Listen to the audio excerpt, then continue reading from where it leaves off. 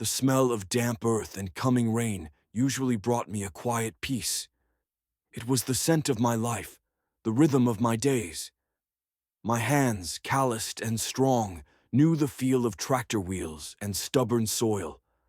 My right leg, a marvel of modern prosthetics beneath my worn jeans, felt less like a replacement and more like an extension of my will, a testament to what I'd overcome.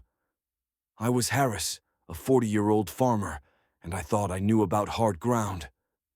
But nothing, it turned out, was harder than stepping onto a battlefield I hadn't chosen. It started, as it always did, with Billy. My son, my 10-year-old boy, with eyes that still held the innocent wonder of a world untainted. He loved the farm, loved trailing after me, his small hands eager to help with anything. But lately, a shadow had fallen over him, a quietness, a reluctance to talk about school. That morning, as I helped him get ready for the bus, the sunlight streaming through the kitchen window illuminated something new, something that made my blood run cold. A fresh bruise, blooming angry purple on his cheekbone just beneath his left eye, and a faint red mark on his ear, as if someone had twisted it. My heart, usually a steady drumbeat, hammered against my ribs. Not again. This wasn't the first time. Small scrapes, torn shirts, hushed confessions of falling on the playground. But this was different. This was blatant. This was a violation. "Billy," I said, my voice low, trying to keep the tremor out of it. "What happened?" He flinched, pulling away, his eyes darting to the floor. "Nothing, Dad. Just ran into a door." A door? In the middle of the playground? I knelt, my prosthetic leg adjusting easily, bringing my eyes level with his. I gently cupped his face, turning it to the light. The bruise was too distinct, the earlobe mark too clear. This wasn't an accident. This was deliberate. "Son," I said, my voice firm but gentle. "Tell me the truth. Is someone hurting you at school?" He hesitated. Then the dam broke. A small sob escaped him, and he buried his face in my chest. "It's Kevin. He pushed me and called me names, and he twisted my ear because I wouldn't let him take my lunch money. Kevin." I knew the name. Kevin Albright. A kid from the new money crowd that had moved into the old McGregor estate just a few years ago. City folk, mostly, who bought up land for country living, but rarely seemed to understand what that actually meant. Billy had mentioned him before, but I hadn't realized the extent of it. Bullying, physical harm, my boy. A cold rage, quiet and deep, began to simmer within me. My veteran's instincts, long dormant on the peaceful farm, suddenly stirred. When I wore the uniform, protecting the innocent was my duty. Now, it was my son. I hugged Billy tight, feeling his small frame tremble against me. "It's okay, son. You tell your old man the truth. This stops today." I waited for the school bus to pick him up, my mind already racing. I called the school principal, a kind but often overwhelmed woman, and explained the situation. She promised to look into it, but I knew that wasn't enough. Not this time. My paternal concern outweighed any polite protocols. I needed to face the source. I needed to seek out the bully's parents for a confrontation. After a quick change into my least stained jeans and a clean work shirt, I drove my old pickup truck, the one with the mud-splattered tires, towards the McGregor estate. It was a sprawling property, renovated with modern glass and steel, a stark contrast to the rolling farmland surrounding it. As I pulled up the long paved driveway, past manicured hedges and abstract sculptures, I felt the familiar weight of being judged. I was a mere country farmer in their eyes. I knew it. I'd heard the whispers. I parked next to a gleaming imported SUV, its chrome glinting in the morning sun. Taking a deep breath, I walked up to the massive front door and rang the bell. A moment later, the door swung open, revealing her. Ms. Albright. She was everything the town gossips had described. Immaculately dressed in a designer tracksuit, her blonde hair perfectly coiffed, her face surgically precise. Her eyes, cool and assessing, swept over me, my worn clothes, my truck, no doubt even my slightly uneven gait. They were eyes that held immediate, unmasked disdain for Harris, a mere country farmer. "Yes," she drawled, her voice like chilled wine, laced with an unmistakable air of superiority. She didn't invite me in. She stood, framed by the expensive doorway, radiating an aura of untouchable urbanity. "Ms. Albright," I began, trying to keep my voice even. "My name is Harris Miller. I'm Billy's father. Your son, Kevin, is in his class."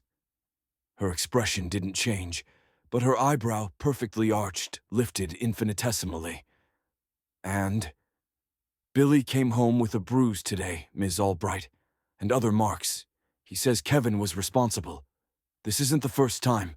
Her laugh was a brittle, dismissive sound. "Oh, for heaven's sake, are we really going to do this? Kids play. Kids get rough. Boys will be boys." She waved a manicured hand, as if swatting away a fly.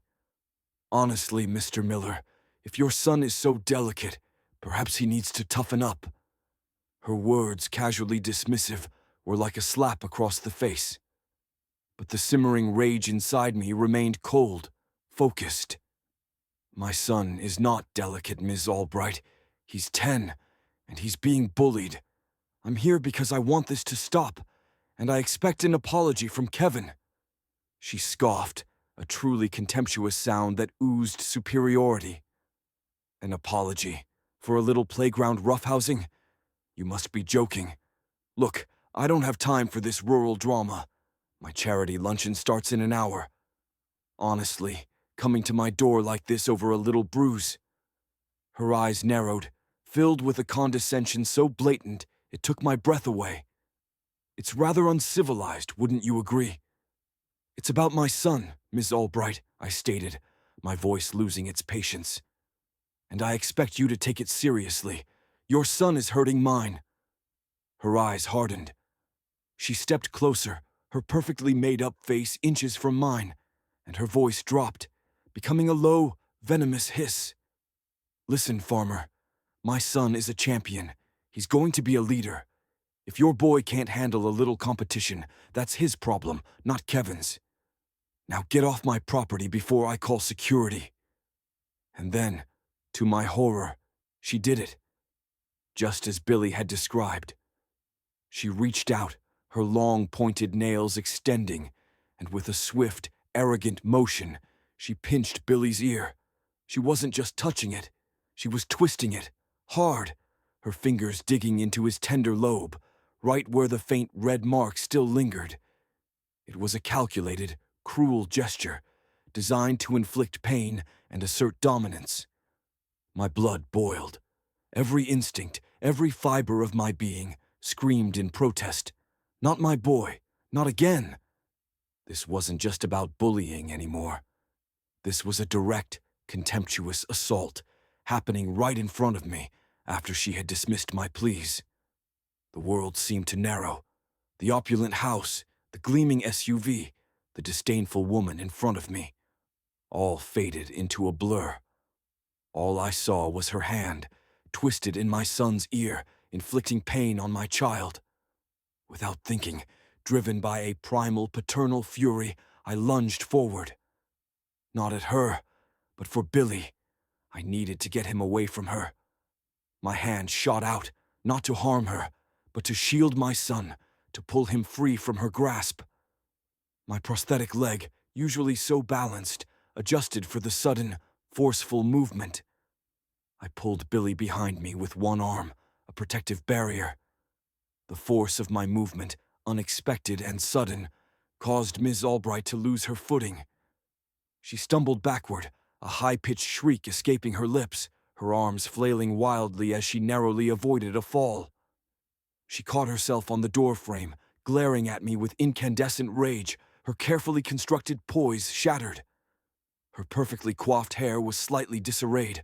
Her polished facade had cracked. And in that moment, I knew I had crossed a line in her world. But I didn't care. I would cross 100 lines for my son. Her eyes, blazing with fury, snapped to mine. You touched me. You attacked me, you barbarian.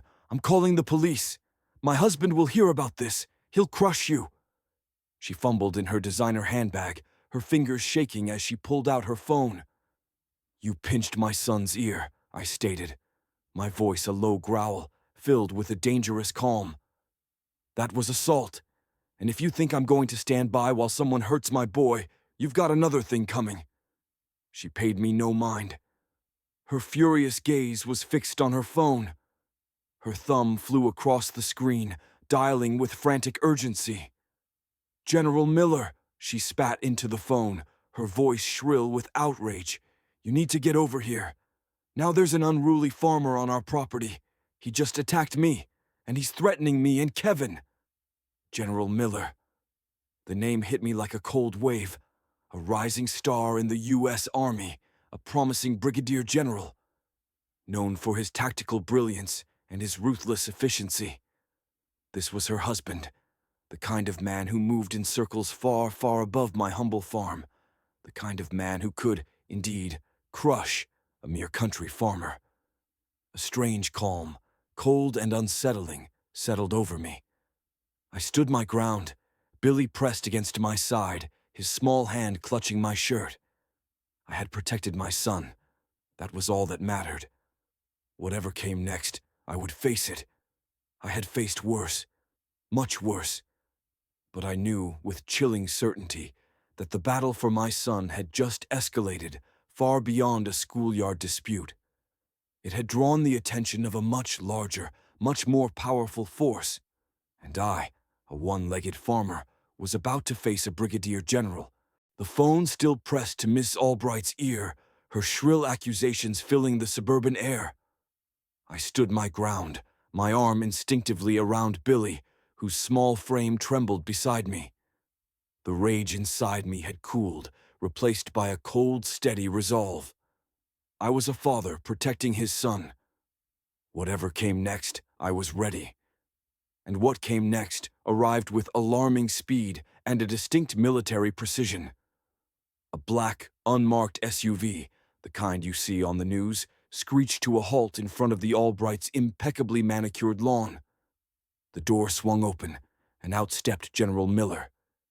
He was every inch the Brigadier General I'd seen in news reports and military documentaries.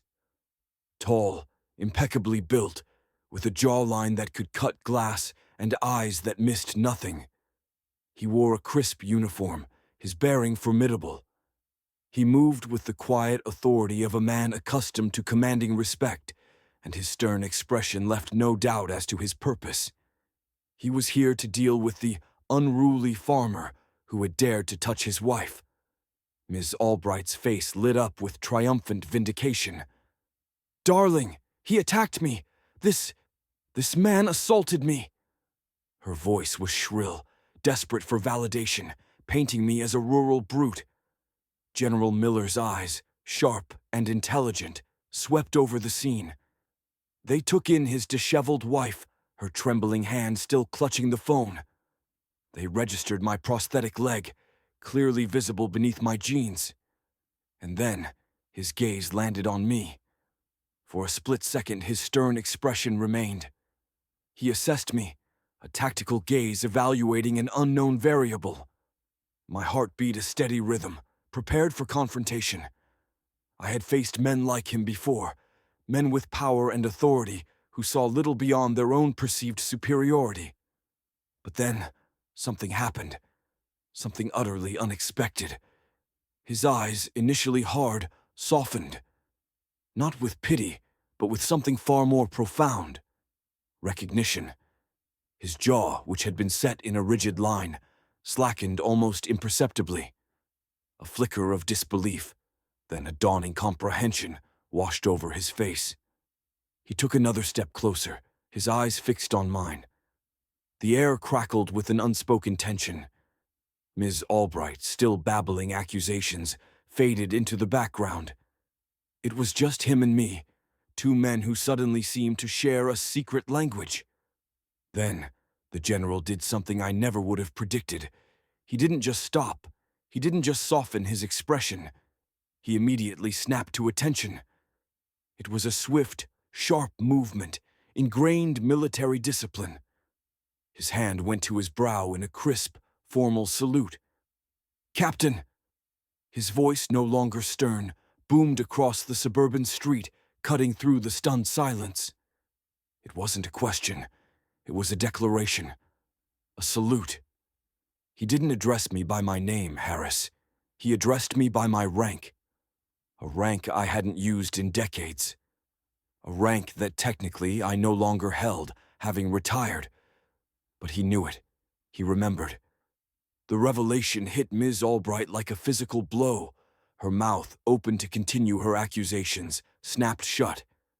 Her eyes, wide with disbelief, darted from her saluting husband to me, the mere country farmer. The phone slipped from her grasp, clattering uselessly on the pristine pavement. "Captain," she whispered, her voice laced with utter confusion. What are you doing? This is the man who assaulted me." But General Miller ignored her.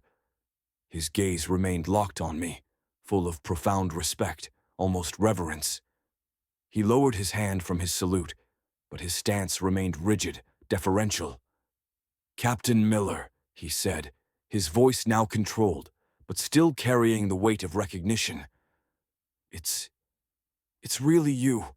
I didn't recognize you at first, out of uniform, and the leg." His eyes flickered to my prosthetic, a subtle acknowledgement of the sacrifice it represented. My own heart, which had been beating a steady drum, suddenly skipped. I knew then. He remembered. The pieces of the past, long buried, were beginning to resurface. The memory of a desolate, sand-blown landscape, the roar of gunfire, the searing pain, and a promise made in the face of death, It turned out that during a perilous covert operation years ago, I, Captain Harris, had sustained my leg injury while saving General Miller's life, earning me a Medal of Honor and an honorable discharge. The details of that day were etched into my memory, a nightmare I rarely revisited. We were deep behind enemy lines, a small reconnaissance team. Ambushed, outnumbered. Miller, then a young lieutenant, had been pinned down, severely wounded, directly in the path of a collapsing structure. I had gone back for him, knowing it was a fool's errand, knowing I likely wouldn't make it. The explosion had taken my leg, but I had dragged him out, saving his life, and somehow, by a miracle, surviving myself. The Medal of Honor had followed, a quiet acknowledgement of what happened, but I never sought the spotlight. My discharge had been honorable, a path to civilian life that I desperately craved after years of combat. "General Miller," I responded, my voice carrying the weight of that shared past, a past that suddenly eclipsed the suburban drama. "Yes, it's me, Harris Miller." I didn't salute. My rank was honorific now, not active. My battlefield was now a quiet farm. The revelation stunned Miss Albright and everyone present. Neighbors, drawn by the commotion and the sight of a military vehicle, had gathered, whispering. They had always seen me as just that one-legged farmer. Now they saw a decorated war hero, saluted by a Brigadier General. General Miller finally turned to his wife, his previous sternness returning tenfold, now directed squarely at her. "Ms. Albright," he began, his voice low and dangerous. "Do you have any idea who you are speaking to? Do you understand what you have just done?" Her face paled even further. She stammered, But darling, he assaulted me. He pushed me. He's just a farmer." "He's Captain Harris Miller," General Miller thundered, his voice echoing across the street, his military discipline now directed at his insubordinate wife. "A man who earned his rank, not from a desk, but in the field. A a man who, while severely wounded, saved my life in Afghanistan. A man who carries a Medal of Honor, the highest military decoration in this country, for his actions. He gestured to my prosthetic leg. And that leg, Miss Albright, is a direct result of his selfless sacrifice, a sacrifice he made for his country, and for me. He then turned back to me, his stance still respectful. Captain, I am profoundly sorry.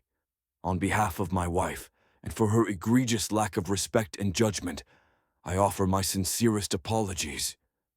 He then looked at Billy, who was still clutching my side, wide-eyed. And to you, young man, I am truly sorry for the distress my wife has caused. Your father is a hero. Miss Albright recoiled, as if struck.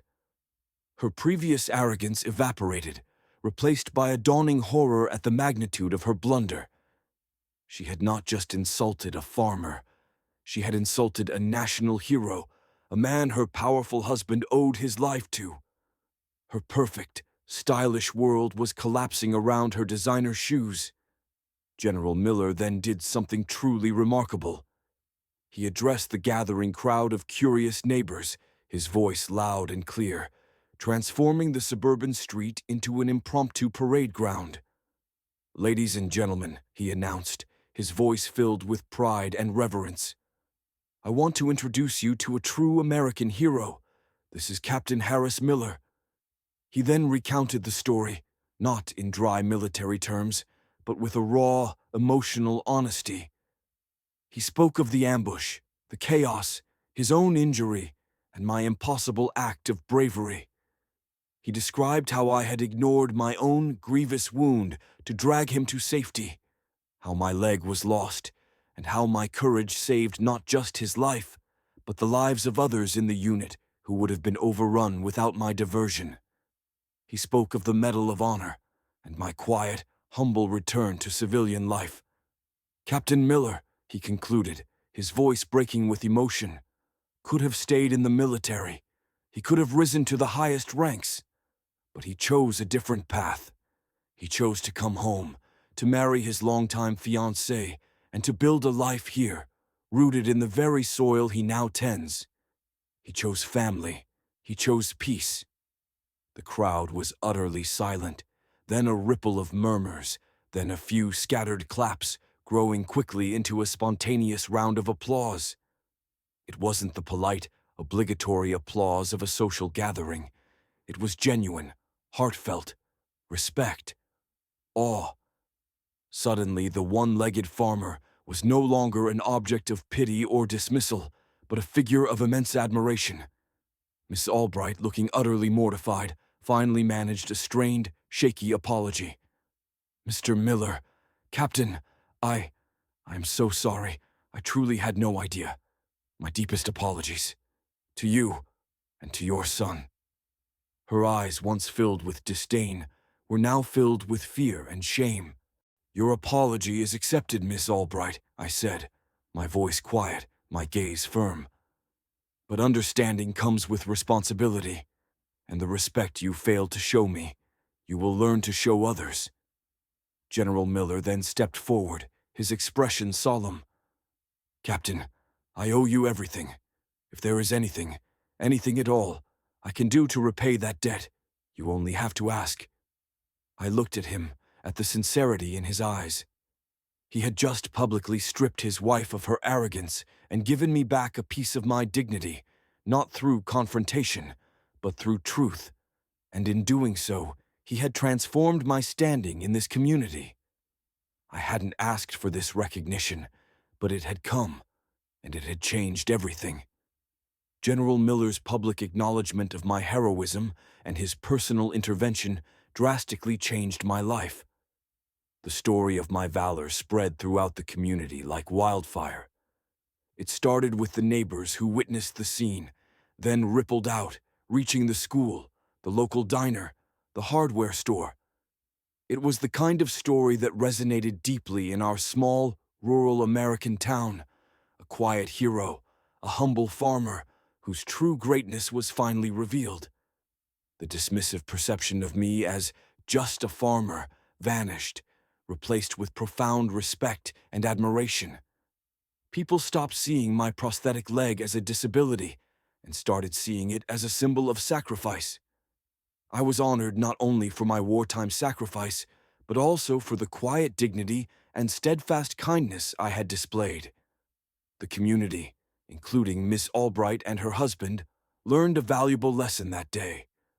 Life on the farm continued, but with a newfound warmth. Billy, my brave boy, walked taller. The bullies at school, especially Kevin, stopped their torment immediately.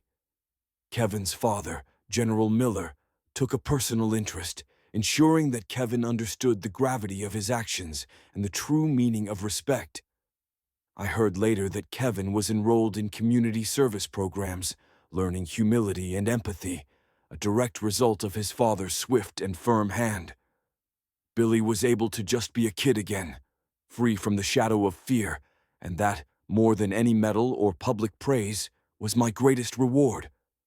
Ms. Albright, though still carrying the weight of her public humiliation, became noticeably different. Her arrogance, once a defining trait, mellowed. I'd see her sometimes at the local market, and she'd offer a genuine, if still slightly awkward, smile. She even volunteered for a local charity supporting veteran families, a silent atonement for her past dismissiveness. I never held a grudge. I simply understood that some lessons need to be learned the hard way. True honor and respect are earned through character and sacrifice, not through social status or material wealth. My days on the farm, once marked by solitary labor, began to fill with unexpected connections. Neighbors offered a helping hand without being asked. Local businesses extended credit, not out of charity, but out of genuine respect. My life as a farmer, once a humble existence, was now deeply respected and valued by all, made easier by the recognition I truly deserved. People saw past the dirt on my boots to the values I lived by. I never asked General Miller for anything, but he often called just to check in, to offer support, to simply chat. He respected my choice to return to the farm, understanding that true peace wasn't found in military rank or corporate power, but in a life lived with purpose and integrity.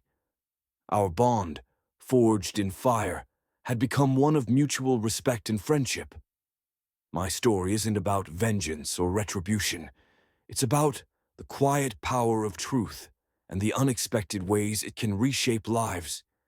It's about how sometimes the biggest battles are fought not with guns, but with dignity. I learned that day that those who judge others by their superficial appearance often overlook the deepest wells of strength and integrity, finding themselves humbled by the quiet dignity of true heroes. My life, lived out on this quiet farm, became a testament to that truth. I was still a farmer. I still woke with the sun and worked until my muscles ached. But now I did it with a profound sense of peace and validation. My fields still yielded corn and wheat, but my life now yielded a harvest of respect, community, and the knowledge that my son would grow up in a world where his father's quiet strength was finally seen and honored. The sun sets over my fields now, painting the sky in hues of orange and purple, a gentle ending to another day. Billy is growing fast, strong, and confident. He knows his father's story, not from tales of glory, but from the quiet respect in people's eyes, from the way they speak my name. And that, more than anything, is the legacy I wanted to leave him. A legacy of true worth, built not on what you own, but on who you are. The ripples of that day on the suburban streets spread far beyond our town. General Miller, true to his word and his character, continued to subtly champion my story, using his influence not for personal gain, but to highlight the quiet heroes among us. He spoke about the incident at various military and civilian functions, not naming Ms. Albright directly, but using the anecdote to illustrate the dangers of superficial judgment. His words emphasized that heroism isn't always found on the battlefield, nor does it retire with a uniform. It lives in the everyday choices we make, in the protection of our children, and in the quiet dignity of a life lived with purpose. This newfound recognition, while initially disarming, brought opportunities that genuinely enhanced my life and my community. Local farmers, inspired by my story, reached out for advice on sustainable practices, knowing I had gained their trust not through fancy degrees, but through lived experience and genuine grit. I found myself becoming a quiet mentor, sharing my knowledge of the land, my insights into crop rotation, and the wisdom I'd gleaned from years of facing both nature's challenges and life's unexpected trials. My farm became a hub of learning and collaboration, a place where people gathered, not to judge, but to grow, quite literally. The financial strain that often plagued small farms became less of a burden. People sought out my produce, not just for its quality, but because they wanted to support the hero farmer. My business thrived, allowing me to invest more in sustainable practices, to hire local help, and to give back to the community that had finally opened its arms to me. It wasn't about getting rich. It was about building something strong and resilient, something that honored the values I believed in.